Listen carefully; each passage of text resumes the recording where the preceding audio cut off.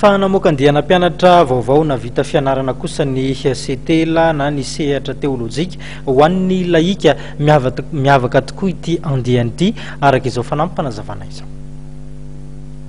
Teo amin'ny FJKM Tranovato Ambatonakanga no nanatanterana ny famoahana ireo mpianatra setela na vita fianarana tamin'ny taom-pianarana 13 4 nisy ny fanompoam-pivavahana ho fisaorana an'Andriamanitra no ny fahavitan'ny taom-pianarana izay notarian'ireo mpianatra sy ireo mpampianatra ao amin'ny setela.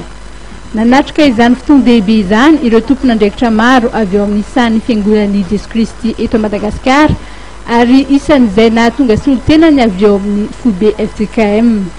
Nisy ny fanolorana sertifika ho an'ireo mpianatra afaka fanadinana sady nahavita ny lahatsoratra famaranana na soutenance niandany ambavy ireo mpianatra nahavita ny fiofanana ary mahery ny 80 isa ireo notolorana mari-pahaizana. Fa ankoatra ny fianarana teolojia omena ireo laika ao amin'ny setela dia misy ihany koa ny fanaovana fampiarana izay tanterahan'ireo mpianatra. Isan'izany ny fanaovana tafika masina, ny fanaovana toroteny, ny fanaovana asa sosialy isan-karazany hatramin'ny fanorenana sy fananganana trano fiangonana. Nampafantarina tamin'ity lanonana famoahana mpianatra andiany vaovao ity fa efa mahery ny arivo ireo efa nahavita fiofanana tao amin'ny setela Ambatonakanga. Ny setela izay lavaina hoe sehatra teolojika ho an'ny laika dia sehatra anankiray miorina sy misy ato anatin'ny sahan'ny fiangonana FJKM. Efa 20 taona mahery no nisiny zany setela izany.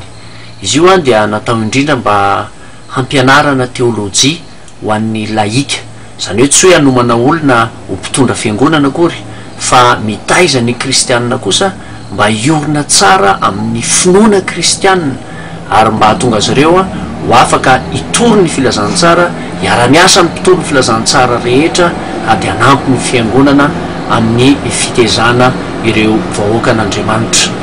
Ny anarana amin'izany setela izany moa dia ireo taranja fototra dimy momba ny teolojia ady misokatra ho an'ny kristianina rehetra izany setela eto Ambatonakanga izany.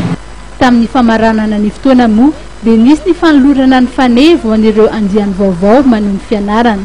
Efa manomboka izao ny taom-pianarana taona 2024 ary mbola misokatra ny fisoratana anarana mandritra ity volana febroary ity izay anasana ny kristianina rehetra tsy ankanavaka maniry ny andalina fomba ny finoana kristianina sy ny fianarana teolojia ary eo amin'ny faculté de théologie Ambatonakanga ny toeram-pianarana. Faranantsika atreto ihany koa tompolasy tompoko vavy ny fampalalam-baovao tamin'ny teny malagasy tamin'ity takariva ity isaorana feno ianao nanaraka izany hatramin'ny farany mbola mifamehy fotoana antsika amin'ny andro ny rampitso mametraka ny veloma mandrapitafa ho amin'izay indray ary veloma to.